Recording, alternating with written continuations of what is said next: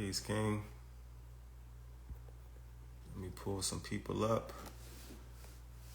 Good evening, good evening. Let me pull some people up. Appreciate y'all coming in.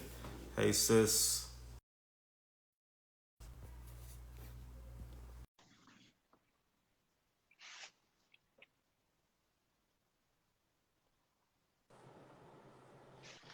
Rob, what's good, Going family? on? How are you? Yo, what, yourself? I'm good, bro. Can't complain at all. I'm blessed. Good, good. All right, we give people a couple minutes to jump in here. It's just started it, so All right. still giving people some time. Let's see if Roy joined yet.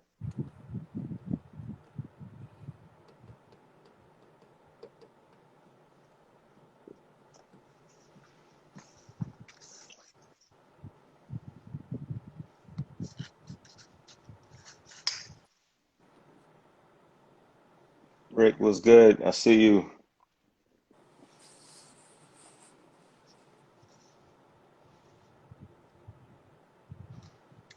Roy, what up? Let's get you in here too.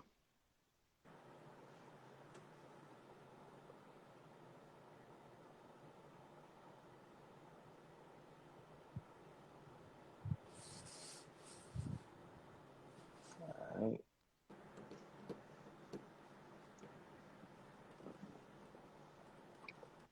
All right, Roy should be coming up now too.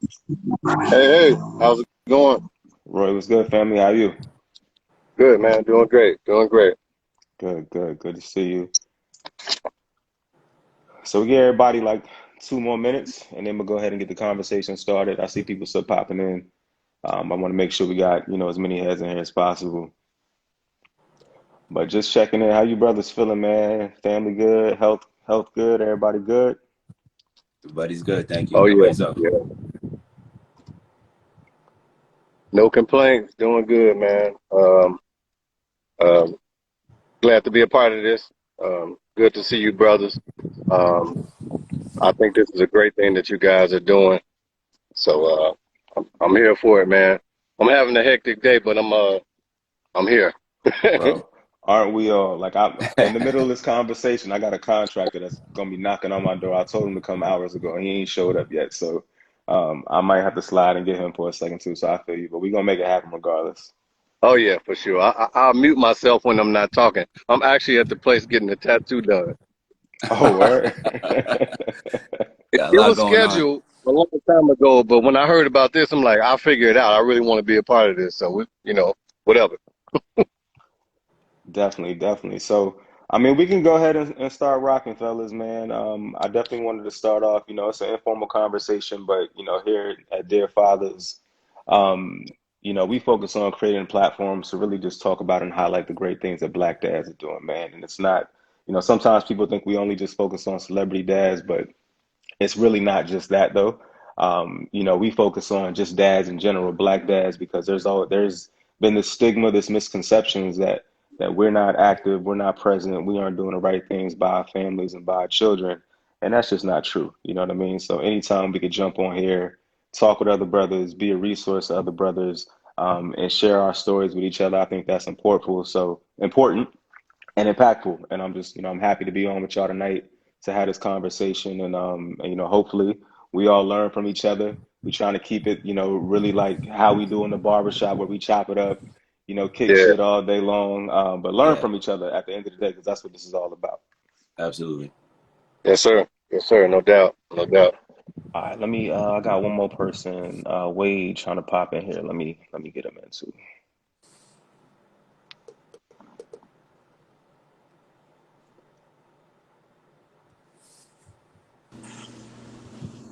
Wade, what's good, family? Going on, fellas? How's everything? Wade The Barber, what's up, brother? Going. Good, good, good. So we got everybody now. I want to get started, man. So first, before we jump into it, I'll do an intro. Then we just go around the room so everybody can kind of speak to who they are. So I'm James Meeks. I'm the host of the one of the hosts of the Dear Fathers podcast with my man Jesse Alex. I've been with the Dear Fathers guy now for the greater part of 2021, and we just highlighting and showcasing the great things that black dads are doing in the community. I'm a father myself, 3 kids, age 11 all the way down to 2. So I've been in the game for a minute now, but still learning every day, still trying to figure it out. And, you know, hopefully putting my kids in a better position, you know, to be an even better dad than I believe that I am today. Um, so that's me in a nutshell. We go around. Rob, why don't you go first? My name is Rob Eugene. I'm from Boston, Massachusetts, born and raised. I'm a father, a husband. I'm a girl dad. Two girls, ages 9 and 15. I don't know where time went, man. Oldest will be driving soon. She just got her first job, so excited for her. Like you said, man, just figuring it out as we go. You know, just trying to set the right example and make the right moves to set them up for their future. Create that generational wealth. So thank you for having me. I Definitely. appreciate you. Also, I work for Hennessy as a for work. Definitely. Well, good to have you, brother, and good to meet you. Roy, let's go with you next. Yes, sir. My name is Roy Maynard. Obviously, my handle is Cuss by Roy, from Chicago, Illinois. Um, Faces Barber and Beauty is my barbershop slash beauty salon. Been in the industry for a long time, man. 45 years old with two boys, age 23 and age 11. I started rocking with Cut app, I think in their like first year. 2016 was the year I opened my shop. And the first booking app I went to was a Cut app. I've been rocking with them ever since. Real quick, I just want to give another shout out to everybody at Dear Fathers, to everybody at Cut app, to all the brand ambassadors, all the barbers that's using the platform. I'm glad to be representing, you know, for the Cut app, and I'm here for it, man. I'm here for the conversation. Appreciate you. Definitely love that. Appreciate having you on with us, bro. And then Wade, last but not least, let's get your intro, family. What's up, everybody? Wade The Barber, also known as Wade Menendez, also known as Wade The Barber. I'm a master barber, hair specialist, an author, creator. I do a little music on the side. Yeah, you know what I'm saying? I'm also a girl dad. Just had my daughter last year. She's 1 year old now. She just had a birthday recently, man, and it's a joy to be a father, man. It's one of the best feelings, experiences that I could have prayed for or asked for real. So I'm just grateful to be here with you guys, and you know what I mean. Chop it up for a little bit. That's dope, bro. And congrats on the baby girl, man. Best, man.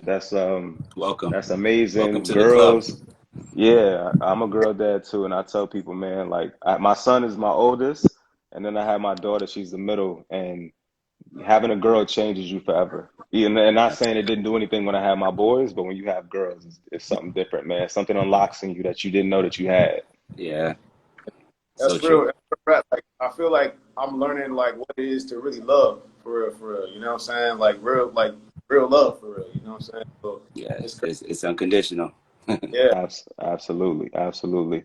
Well, look, fellas, we want to get into this first segment, man, and you know, all of y'all are in the barber space, so definitely shout out to the Cut app for being a partner and a host with this, you know, for this conversation. But we want to talk about grooming and why that matters. And you know, I would say over the last year, it's been the weirdest time ever with the pandemic, right?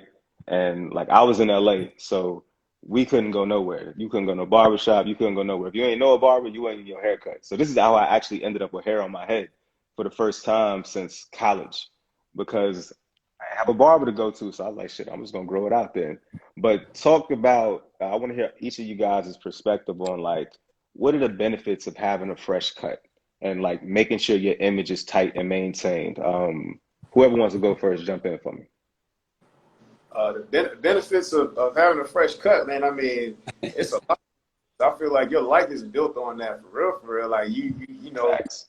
getting a shorty, you getting a job, you know what I mean? It's like people judge you by how your appearance is before you open your mouth. Before they know who you are, they just look how you carry yourself. So it's very important. For men, I mean, our haircut is, man, that's super important. You know, your haircut messed up, you feel like your whole life is over or something. You know? Man, That's a real that's talk right real. there, man. It's very important though, for sure. For sure. I think grooming is really important for a whole lot of reasons, man. Just like my man just said, you know, you get the girl, you get the job, you get to enhance your image or people's perception of you when you are well grown. Obviously us being barbers, that's our job to make sure people are groomed. But it's really important because, you got a lot of people that say, "Oh, I don't care what nobody think about me." You all lying. Yeah. You are all lying. Yes. You absolutely care about what people think about you, and it starts with your appearance. If a young lady is looking at us, the first thing they might look at is your shoes. I don't know what it is about the shoes, but the chicks will look at your shoes first, but they're gonna also see if you're well groomed, and they'll be able to tell if you just having an off day, if you between cuts, or if you just a brother that don't groom himself well. So if you're doing it on a regular, it shows, man, and it helps with everything in life when you're well groomed. Well, I myself, I'm not a barber, so I'll just throw that out there right now. But I do know, I mean, it's obviously very important to be groomed. I get my beard lined up every week, sometimes twice, depending on the occasion. And it's just like it's a confidence builder, honestly. I mean, like you said, it's important. It's a first impression every time. You never know who you're gonna meet. It's just you just feel good about yourself when you're with fresh and groomed. Yeah.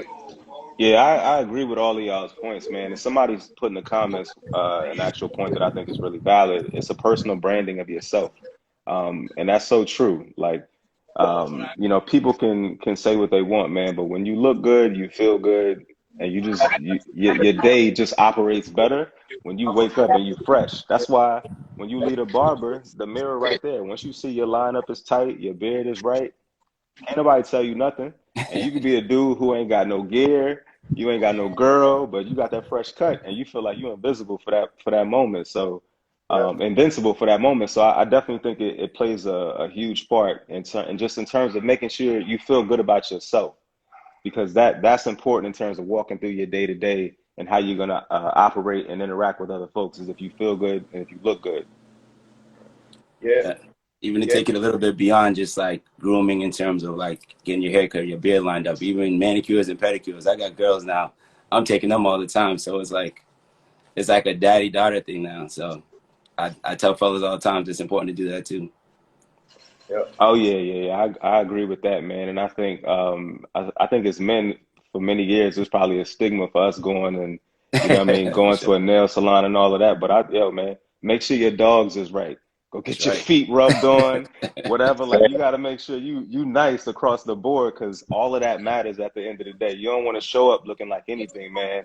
And I think it even goes into like when you set out to go, when you're looking for a job, when you present yourself at work people take you more serious when they know you care about your appearance. And whether you want to say that's right or wrong, that's just how people are wired and conditioned today. So appearance Yeah, is very important, man. And I think especially as black men, you know what I mean? We walk into situations a lot of time and we already judge based on, how we look, the color of our skin, the type of clothes we wearing. So we have to make sure we're buttoned up and we look presentable and our appearance is A1. Otherwise, people gonna look at us even funnier than they already are just based on the color of our skin.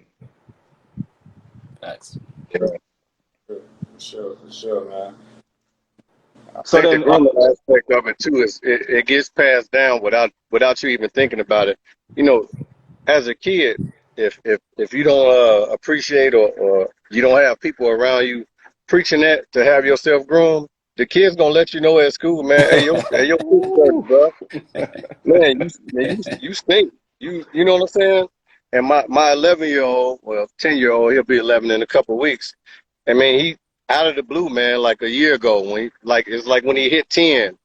I give him a cut on Friday, Saturday morning. He like, do you think I need a little line? No, you don't need nothing, man. And he go to school on Monday, and then he want another pair of gym shoes, and then So for some people, it gets put in them early, but Yeah. for some people, sadly, it's not even important to some people. No, real rap. I think like that. I started, man. I was pressing about my shape up at 5 for real. My head, like it wasn't right. I was upset, like real rap. And I think that's what Yeah, actually got me into cutting hair for real. Like I started cutting for real. I started cutting when I was 12. I started cutting my hair when I was 12, and like I was worried about my hair, man. I ain't, I started worrying about clothes. Maybe I got to probably about 11. You want to make sure you stay fresh or whatever. But yeah, man, my hair, bro. Like I don't know. Like at 5 years old. Yeah, nah, I'm with that, bro. Because there was a time where growing up, my pops used to cut he used to cut my hair. And then at some point, I guess he figured he got super busy. So he was like, I'm gonna teach your mom how to do it. Yeah. So he taught my mom how to do it, but my mom never had my line right. So that shit lasted for like a week, and I was like, yo, I just want to go to the barbershop. I can't deal with mom cutting my hair no more. Like, I got to go to the barbershop. And he was like, nah, I got you. We can go. So that was important, because if I ain't had that, I was going to feel bad at school because everybody else fresh and my shit going to the side and everything looking crazy.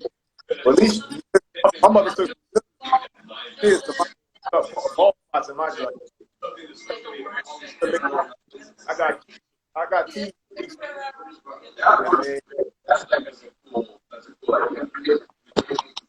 Not bro. Yo, Roy, you might have to go on mute, family. I think the background noise is kind of rough for people to hear. It's all good. That's a little better right there.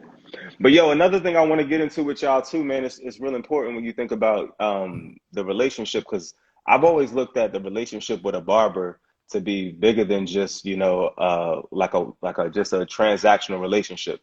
Because all my barbers, like when I get a barber and we build a relationship, I'm loyal. I stick with them, but they're everything. They're like a therapist. They're somebody I could talk to if I'm having issues, with the kids or issues with the wife, whatever. Like there are these different things that you can lean on them for. So how do y'all feel about that relationship in terms of being tight with your barber and having that, knowing that a barber is just more than just somebody that cuts your hair? That's somebody that's like an integral part of your life.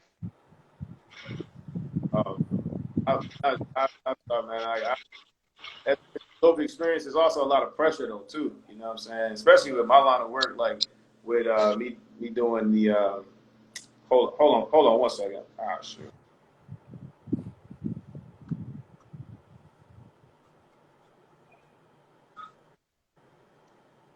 Oh Lord, we might have lost him.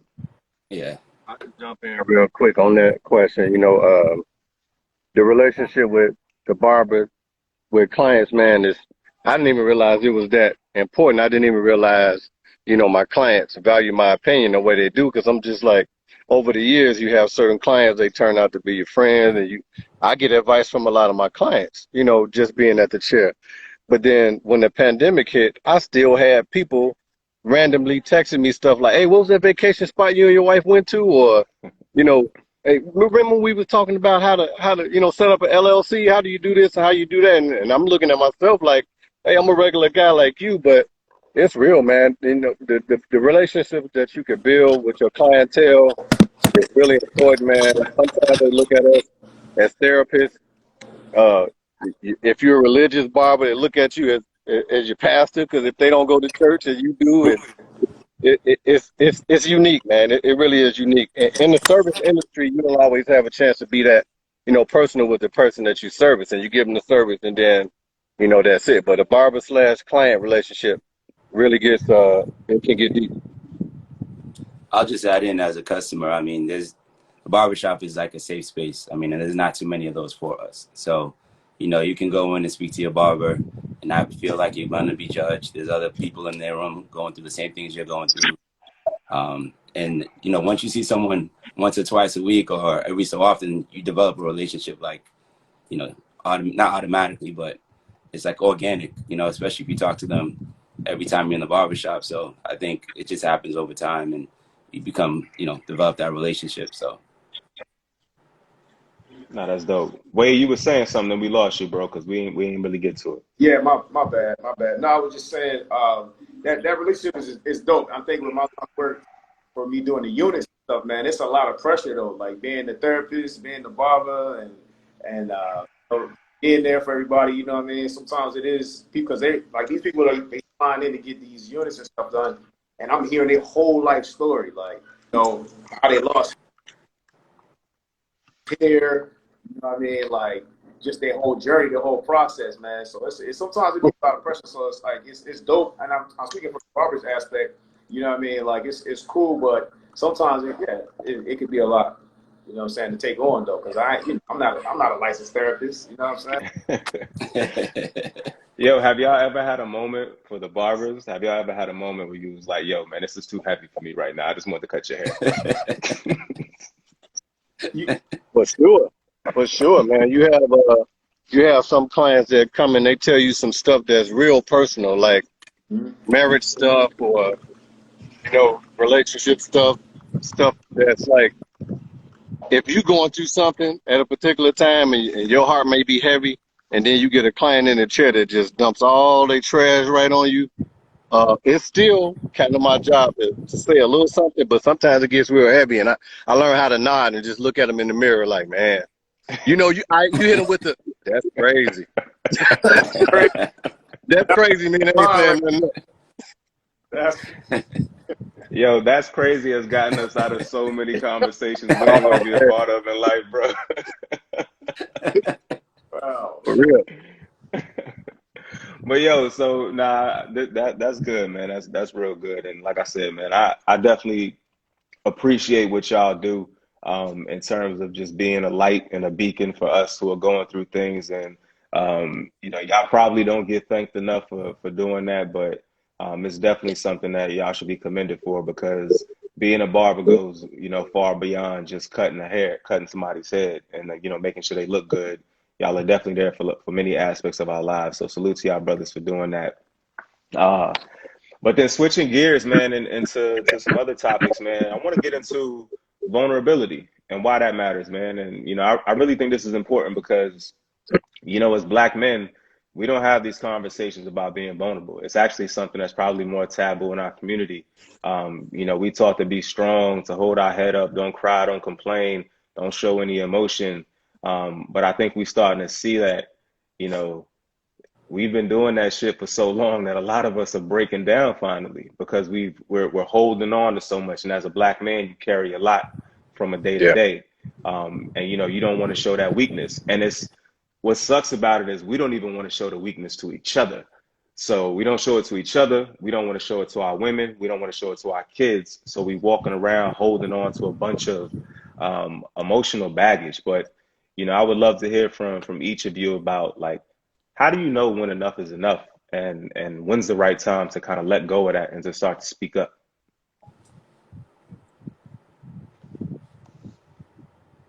Anybody can Anybody jump want to in go too. first? Honestly, us as black men, I think I agree with you. We don't talk enough or share and be vulnerable or whatever because we was taught for so long, like, just keep it all in. Don't cry, don't talk, you know what I'm saying? So it's kind of like a thing. You got to be tough. You got to be strong for everybody else or whatever. And that's just it's something we got to break today because a lot of us are suffering silently for real. And also then we don't even go and talk to a therapist or go see nobody for real to deal with everything. We cope with different, mechanisms or whatever, you know what I mean? But I also feel like we got to create a space that we could do that, like even for our sisters, you know what I'm saying? Like, and for our women not to judge us when we be vulnerable or talk and say different things. You know what I'm saying? Like, I'm not gonna lie, like I had experience, you know what I'm saying? I was talking to my shorty and just kind of telling her all the weight that was on my shoulder and everything I was going through, or whatever, especially even during the pandemic and stuff. And I was told I was bitching, excuse my language, but that's what I was told. But that's the thing, you know what I'm saying? Like stuff like that doesn't create the space for us as men to really share what we really going through. You know what I'm saying? So that's just my little 2 cents. But we gotta do better as a culture. Period, for real. Yeah, Yeah. just piggybacking off of that point right there, bro. I think that's a big issue in our society today is that I do think a lot of men don't speak up because they don't think anybody's going to care. You know what I mean? Or if you do speak up, somebody kind of like undermines what you're feeling or what you're going through. So it automatically makes our walls go up like, damn, well, if that's how you're gonna respond to it, then I shouldn't even have said nothing in the first place. So I right. just want to say to that though, even if that is happening, you know what I mean? We have to make sure that we continue to speak up and speak out because it hurts us more in the long run by holding on to that stuff. And it don't just hurt us. It hurts our family. It hurts our wives, our girlfriends. It hurts our children. We got to figure out how to get that energy out. And if you can't talk to the person that you're with, connected to, therapy's a route. You know what I mean? But I want to hear you Absolutely. other brothers speak on that too. Yeah, I was just gonna say, man. I mean, I've never been an emotional person. I'm still learning to like be vulnerable. Shout out to my wife. She's definitely been on me about being more expressive about how I feel and what I'm going through and just life in general. I hosted a dinner recently for a group of fathers, and this was a topic that came up. And it's like, you know, you see brothers all the time, and it's like, what's up? It's everything's all laughs, having a good time, but we don't talk about real issues. And in that space, we were able to like share some things, and everyone's going through different things, but a lot of similarities as well. And just being able to do that and have real conversation, and like I left there, like I, you know, unloaded a lot of what I was carrying, and so being able to do that and do things like this is definitely helpful, and letting other brothers know they should be able to do the same and feel safe in sharing those experiences and whatever it is they're going through. Sure.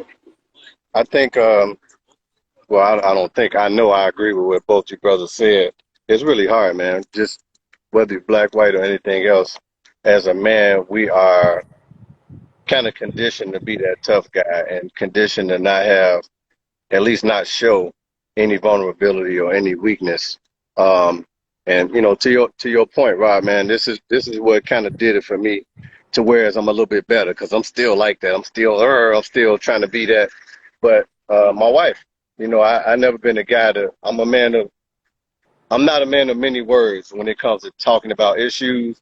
But being in the marriage, man, we had so many times where we bumped heads because she wanted to talk a whole lot, and I didn't want to talk at all, that I tried to kind of like meet her in the middle where I talk more. And when I do talk a little bit more, I would say stuff to her that I may not want my brothers to know about me, you know, as far as things that I'm going through. At my shop once a month, not doing it today because we're here, but the fourth Monday of each month, I do a thing called Man Cave Mondays. And it's just me and some of my clients and whatever other men that from the neighborhood want to come in, and we lay it out there, man, you know, and it's usually a group of about 20 of us. You might get 2 or 3 guys talking in that group. Because then I don't know you. I want to tell you my business. But I think if you keep knocking at it and you keep knocking at it, you know, you'll get some people to let some stuff out, and it happens. You know, but it takes time. It takes a comfort level. You know, it takes a lot for a man to uncover himself, you know what I'm saying, and be vulnerable. Absolutely. Yeah, nah, I think y'all make great points, man. And you know, it's all about, you know, finding comfort in being vulnerable and not feeling like somebody's gonna take advantage of you because you're in that space, right? And that's just what's embedded in us is, you know, being black men. We're strong, we powerful, we always thinking about that. But it's all right, you know what I mean? And you know, one thing that we always talk about at Dear Fathers is we just got to give each other grace. We got to give ourselves grace more often. We got to give each other grace and understand we all going through something, you know what I mean? But we can get through it together. And one thing I always encourage people to do, man, is if you haven't tried it, you know, therapy is definitely a great outlet. And I come from a family of people where whenever we like therapy was always like something wrong with you. You know what I mean? Like you go to therapy, something wrong with you, or what you need to tell them about your problems when they can't fix that shit. But it was like, nah, the more I kind of thought about like who I was as an individual, you know, I'm an introverted person. So oftentimes I just process things on my own time and never really want to discuss them until I'm ready to. And then I'm married to somebody who's more extroverted than I am. So I had to figure out what was the best way for me to convey or relay that information that I was processing so that she wouldn't feel like she was alone. And then when I felt like, okay, well, sometimes there's things that I need to talk about, but maybe I'm not ready to talk about it with her just yet, or maybe I need another perspective on it. I sought out a therapist to have those conversations. And I got to say, man, it was life changing for me because I got to let go of some things that I was holding in for 30 plus years and had never really felt comfortable or safe doing it. And then when I finally let it out, a weight came off my chest. Like, man, I could breathe again. Like, I could just have a conversation. Nothing was going to happen to me in having this and letting this go. Like I wasn't going to be weak. I wasn't going to be lesser of a man. I wasn't going to be any of these things. I'm still the same man at the end of it, but I'm actually better. I'm stronger. I'm more powerful now. So I encourage all men I come across, man, to definitely get into having conversations with a therapist, a life coach, any of that, because it's freeing in a lot of ways that we don't know because we've been, I guess, kind of like shielded from that because we weren't accepting of it all of our lives. Right. Um, so Wade, was you gonna say something? Nah, nah, I was just agreeing with you, bro. Yeah, so and kind of speaking to that, you know what I mean? Another thing that we oftentimes struggle with too is trying to figure out these things alone. So, speaking to being vulnerable and stuff like that, like what are the points that each of you have kind of recognized or realized that you needed to bring somebody else into the fold? You couldn't kind of figure it out on your own anymore. I think you talking about as far as seeking help from somebody, and Yeah, like you just going through something as a man, and oftentimes it's like we try to get back, we go into the back cave and be like, all right, I'm gonna put my head down and I'm gonna figure this thing out. But at what point do you think is the right point to kind of like say, you know what, I've done what I can do. I need help. Let me ask for help because the pride in us doesn't allow us to do that. if you're in a dark place, or if you feel like you're in a place where you really just like, you kind of like always in your thoughts, kind of not yourself no more. You know what I mean? You kind of more so got a bunch of negative energy, and you know what I'm saying, you're not like, just happy about life for real, and just kind of like on this good space of energy. You know what I mean? Like I think that's when you kind of need to go ahead and just talk to somebody, whether it's prayer, meditation, go talk, whatever you got to do. You know what I'm saying, to get out that place. But I think those are some of the signs for real, for real. You know what I mean? I think the pandemic, man, like I don't know, bro. Like that thing, it got a number on a lot of us. It showed us. Well, it should have showed you who you really are. Like things you need to work on. You know what I mean? Like it just really, it was definitely a lot of good that came out of it because it's like it was time to wake up on some stuff. I feel. No, that's a great point, man. I think the pandemic, none of us could have ever anticipated what was going to happen through a pandemic, right? Like it just, we was living normally, and then the next minute, you locked in the house. Some people locked in houses with people they can't stand.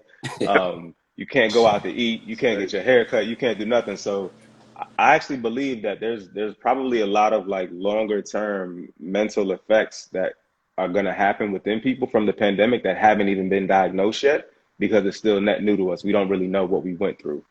Yeah. Yeah, I mean, Rob, what's your thoughts on that, bro?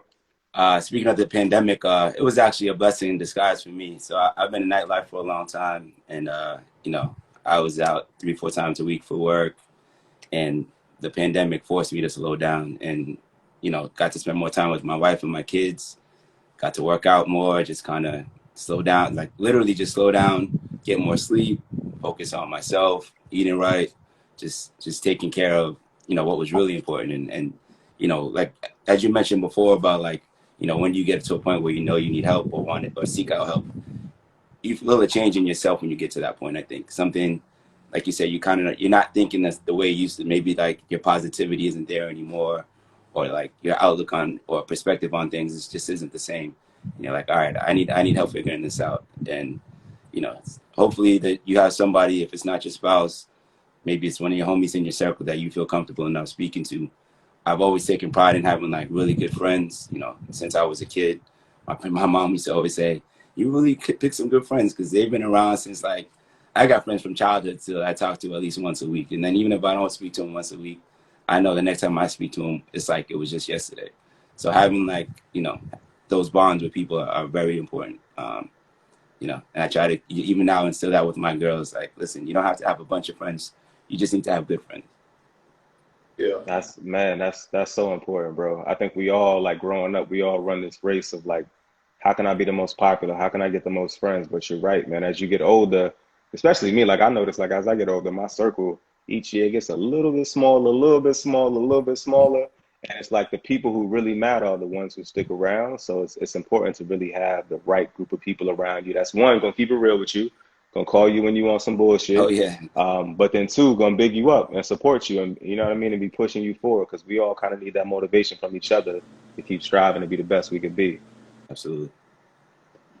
But I want to say, man, I just thinking about coming out of the pandemic too, Rob. You brought up a good point, man. Like, Wade, I would love to hear your perspective on it. One of the things that I do believe was the biggest blessing out of that pandemic was making us all sit our asses down somewhere. You know what I'm saying? Like, I'm the same way. I was traveling, I was on the road all the time, and then I was forced to have a seat. Yeah. And the people who was around me, I looked left and right, and it was my kids and my wife, and it was like you got to find like real joy in being around them every day because you might not ever get this time again. And I think that was the biggest blessing out of all the scary stuff that was going on last year. It was like, you know what? I got time to really get to know my family and be connected with them on a deeper level than I had in previous years because I was always on the go. So, Wade, for you, was that, especially being in your space, did you have to take a seat a little bit too? Man, definitely had to take a seat, bro, because, I was doing tours and traveling the world for real, doing classes and stuff like that, man. And when that pandemic hit, actually, it's funny because the week before the pandemic, actually, I don't even know it was a whole week. It was like a couple of days, man. I almost got stuck in Colombia, the country, Oh, like, was out there, you know what I'm Wow. saying?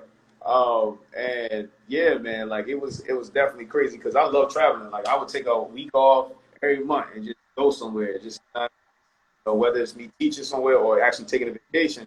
But it put me in a place, man. It's like outside of my norm, and I had to learn some things about me and really cool with being at home and just chilling. You know what I'm saying? I had a nice house that I wasn't even enjoying because I was so busy gone, and wasn't spending time like I needed to at my house. I was newly married and all that stuff too. So my daughter had she came during the pandemic, but just trying to adjust. And so it definitely taught me some stuff for sure. Definitely taught me some stuff, some valuable lessons for real. And I was just gonna say, you kind of learned who your real friends were during that time as well. Like, everybody was going through it, but the Yeah, people that you yeah. kept in touch with, you knew those are your real friends. Like, nobody was looking for anything from you. Like, they didn't need nothing. They were just making sure you're good, and vice versa. So, you know, it was definitely a lot yeah. of filtering happening during that time. Yeah, that's a crucial point, man. Like if people wasn't just hitting you up to just make sure you was breathing, you was doing all right, your family, your kids was doing all right, then you kind of knew where you stood with them, man. Because and a lot of people went through a lot of different things last year. So, Yeah, just being connected with folks, I think is what I really got out of it, man. yeah, And was happy for spaces like this. I don't know if everybody on the live knows this, man, but at Dear Fathers, just kind of talking about spaces where you could be vulnerable. We have our straight mental segment, which, is basically virtual fellowship where brothers get together and connect, every month to kind of talk about whatever they're going through. And it's like that space where you can kind of come be free and focus on your mental health. And we also have our books and bourbon segment where it's a book club for Black men. You know what I mean? And we reading impactful books and be coming on and discussing them with a glass of bourbon. So I just want to encourage everybody to take advantage of these spaces that are available because we need more kings like the fellows I'm talking to, everybody who's listening in, to kind of come in and be a part of these space. And even if like you're in a situation where Rob has his childhood friends. Maybe you don't have your childhood friends to connect with like that on that level. There are other people out here who are willing to do it, man. And sometimes it might start with a stranger who then becomes a friend. So, everybody tap in, if you need a resource. So then, switching gears a little bit, we've been talking real heavy. sorry, Yeah, go ahead. sorry. Can I say Go to ahead, something Rob. real quick? Sorry.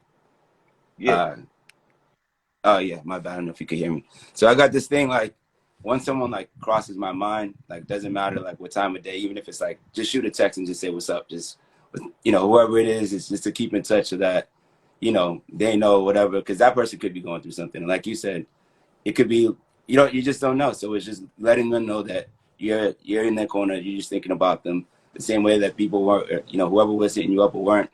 You got to be that person on the other end as well. So make sure you're reaching out to your people and checking on them, even if it's random. If you haven't seen them in a while, if someone crosses your mind, just say what's up or shoot a text, whatever. It's just something I've been doing. So I encourage other people to do that. Yeah, yeah, that's a Yeah, great that's point, that's. bro. Yeah. Go ahead, I try Wade. to do that myself. Now, I was saying I try to do that myself. Now I'll text you and I got ghosts. Like you text me and then got ghosts, but it's like I got to text you while you on my brain, but I'm working or doing something else, whatever, and I'll just respond back, later.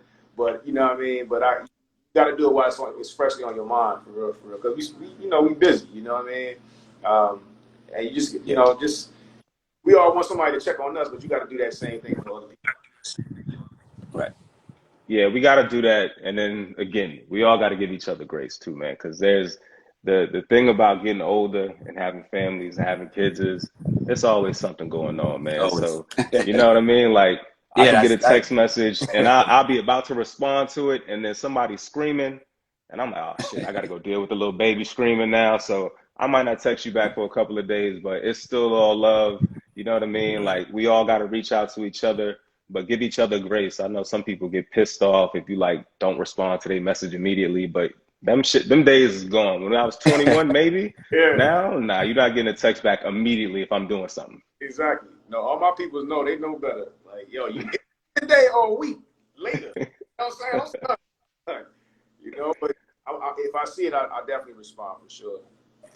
Definitely, it's all love at the end of the day, man, and we just want to make sure everybody is good. And then another topic, man, kind of, um, continuing on this vulnerability thing is, I think it's important that we also recognize and acknowledge, you know what I mean, when you need to be poured into.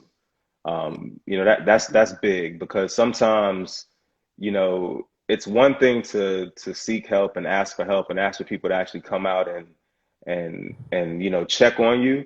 But it's another, like, as the individual to understand, like, okay, I'm ready to receive that right now. I need to be poured into. And again, that just goes with being vulnerable, like being willing to accept what somebody's going to give to you. So in a situation where Rob might be calling to check on me, I can't automatically have my wall up. Like, man, what this dude want, man? Like, I don't feel like hearing that shit right now. Or he know I'm going through something, but I'm not being receptive to what he's trying to help push me through. We got to be more receptive to that as men, man, because I've just often seen too many times where we automatically just, try to do the Heisman on somebody when they want to help us. When it's more like, yo, man, like really, like let your wall down a little bit, be willing to be vulnerable so you can be poured into. I think that'll help us go a lot further in terms of our maturation and really being open to healing ourselves mentally. Yeah, no, that's real. That's definitely. You know what I mean? I think too. We kind of, saying we independent too as men. You know what I mean? Sometimes you like. I know sometimes it takes a lot for me to accept help from other people. Period. Like, you know what I mean? Even my assistant, like somebody I paid to help. You know what I'm saying? Like, I'm so used to doing everything myself. I'm so used to moving and handling, handling my own stuff. So it's kind of like hard for you to accept. But I'm learning as I get older, man. You gotta accept help, accept whatever way that's coming. You know what I'm saying? Accept it. And be open, like you just said. For real, for real. For sure. All right. I was also gonna say it's not like we don't do anything that we do for like accolades, but it's good to be celebrated by the people around you, whether it's your friends or your family. So being important to can mean different things, like just being bigged up or like, just getting that support or whatever it is there's a lot of different ways that help people, get to where they need to be. Yeah. Absolutely, man. I'm a big proponent of that. I tell my wife all the time, give me my goddamn flowers. I want my flowers too. You know Yeah. what I mean? Because that's the other thing, man. Women, they definitely always get their flowers, and Yeah. deservingly so. Not taking Listen, anything away from them, but listen. we want our flowers too. Absolutely. I mean, you could look at Mother's Day versus Father's Day. Bro, you can Yeah. walk into any restaurant on Father's Day without a reservation. On Mother's Day, you got to book that shit like 6 months in advance. So, Yep. Yeah. Like the restaurant I went to on Father's Day, man. I was like, yo, this is crazy. Yeah, it'd be like that, man. But it's all a part of just understanding each other better, really getting to know each other better. But it all really starts with that communication, man. So, while we all have a ton of work to do as men and as fathers, our parties, our partners, our friends, everybody has to help meet us halfway too, because it's not just on us, man. But one thing that's been top of mind, it's been heavy on my heart, man, and I wanted to get you guys' perspective on it. Maybe y'all could, give some advice to fellas that are going through this. I've been talking to a lot of guys recently, man, and one of the things that's popping up is, I'm seeing more and more dads who are trying to be active in their kids' lives, right? And they're running into the opposition, which is the person that they had a baby with, and it may not have worked out or whatever the situation might be. And look, I'm married now, but I had my fair share of drama before too, so I'm not above it or anything. But what advice would you guys give to the fellas who are kind of going through a trying time right now, fighting to see their kids, be in their kids' lives? Like, what what should they and what can they do to stay positive and continue to push forward through that? Yeah. I mean, I can jump in. I know a couple personally going through it, and I just say, just keep trying. Like the effort matters. Don't give up. It's just a matter of the court is on your side. Believe it or not, if you're going through the legal system, like as a father, you have rights too. So it's not easy. That's not the easy route, and I'm not saying to go straight to that. But if you can't work it out personally with the mother, then you got to do what you got to do to be a father. Just you can't give up. You can't just say, "Oh, she's making it too hard," and that's it. So it's unfortunate that some women are not allowing men to be fathers because the relationship didn't work out. It's not fair to the father or the child, to be honest. Like, Word. so yeah, just don't Yeah. give up. Real, bro. I got you. Wade, you still there? Yeah, yeah, yeah. I'm here. Can you Yeah, hear we'd me? love to hear your thoughts on it. Yeah, I hear you. That's real, bro. Like, like you said, just keep fighting, and I think that not enough men fight to have their kids or to see their kids and be there for their children. You know what I'm saying? Yeah, and women, y'all gotta stop doing that though, real rap, because just because a relationship didn't work out, that child still deserves to see their father. You know what I'm saying? And still deserves to have them in their life, man. Like real rap. But not enough of us fight. I recently just been going through some stuff, and I see another side to us as men with bad rap, like, oh, what I'm saying, dude's not in a, he a deadbeat dad. He don't want to be in the child's life. But at the end of the day, sometimes a guy is fed up with the drama that you putting on them. You know what I'm saying? And sometimes you back up because you don't want to deal with all the foolishness and all the back and forth and stuff like that. Now I still say fight and still try to be in that child's life, but don't let the drama push you away because that child still needs you. And what's going to happen is they're going to get older and they're going to resent you because, the mother's telling them one thing and all they see is that you're not there. But if they at least see that you fighting and you still trying to be there and still trying to be active, then you got something to stand on when they get older. And you can show that child, listen, no, I tried. I really did try to be here for you, whatever the case may be, whatever. You know what I'm saying? But I just think that I do want to say, like, women have to stop doing that leverage thing just because you're mad because the relationship didn't work out. That you're trying to keep the kid from seeing their father, man. That's crazy. It's crazy. You know, Yeah, no, it's not as many deadbeat dads that's painted. The picture Right. that's painted is really not. It's not like that. You know what I'm saying? right. So it's too many people in their feelings, and that's what it's gonna hurt the kids. That's Yeah, no, I was, I agree with both of y'all, and I I was think good. the biggest thing, man, is everybody has to understand that a child doesn't ask to be here. You know what I mean? Like when a child, it's two adults that make a decision that puts a child here. So if you keep that top of mind, then it's always about, yo, what can we do to make sure that each parent can have an equal part in raising this kid up to be the best human they can be. You know what I mean? And Wade, you brought up a great point. I don't think children should ever be used as leverage. I think that's foul as hell. Just because somebody doesn't want to be with you or a relationship doesn't work out, that doesn't mean that a person shouldn't be able to have a relationship with a child. At the same time, I'm gonna hold my brothers accountable too. Like I made a decision a long time ago that I don't hang out with deadbeats. If you a deadbeat dad and I know you, I'm gonna call you on your shit. If you ain't gonna fix it, then I can't fuck with you no more.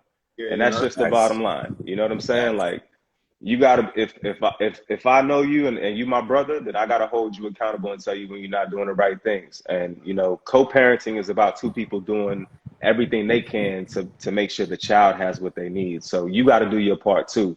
And I understand like sometimes women make it difficult and they make it really trying and it's a lot of drama, but that's your child. So for me, I'm going to bat for my kids, all three of them, whatever. Whatever me and their mom would have if we broke up today, I'm going to bat because I'm gonna make sure I'm present in every moment of their life moving forward, and I will never allow anything that's happening between me and their mother to get in the way of that. And I think men, we have to have that mentality too. Like, all right, she kicking my ass right now, but you know what?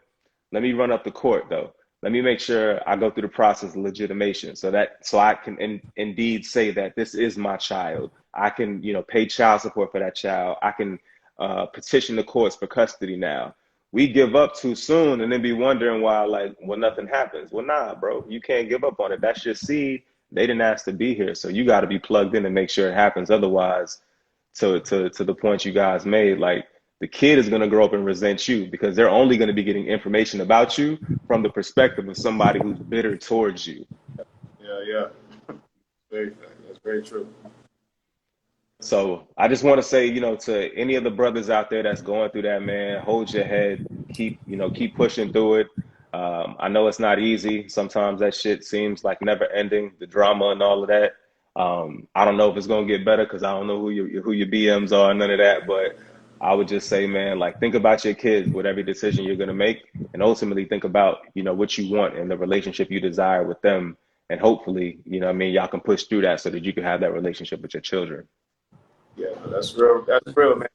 These kids, a lot of our adult issues stem from childhood issues, man. And we got to really make sure that we are very careful about how we raise our kids and make sure that they got the love, the support, and all the things that they need to have so they can grow up and be like healthy minded individuals. You know what I'm saying? So, I mean, and, even girls having daddy issues and stuff because their daddy not there, like, and vice versa for guys and stuff like that. You know what I mean? You got to make sure that you solid all the way around. Oh yeah, yeah, definitely, man. Again, it all goes back to the whole therapy thing, man.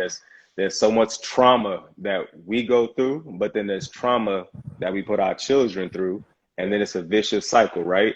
And now they left trying to break the curse. We all left trying to break generational curses from what we experienced because of what our family, our parents might have gone through. So at some point, man, we got to be the ones to stop it and say we're gonna do things differently going forward. So. Um, but yo, fellas, man, I appreciated this conversation, man. I know I've held y'all for about an hour, man, and I know y'all got kids Okay. and families to get back to. So No, bro. Hey, this was great. appreciate Appreciate you y'all. having us.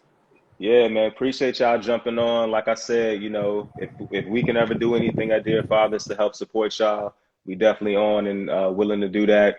If y'all ever have time, we'd love to have y'all jump on to Straight Mental, Books with Bourbon, or even on the podcast with us. You know what I mean? We have a lot of great conversations, man. But definitely shout out to y'all. Appreciate y'all, brothers, and good luck to y'all moving forward. Thanks for Thank you having so me, much. bro. All All right. right, Right peace, now. Kings. Right. All right, y'all. So we're gonna be jumping back on in a couple of minutes for part two of the segment. Appreciate them fellas jumping on. That was dope. I gotta get like something to drink real quick. But I'll be right back.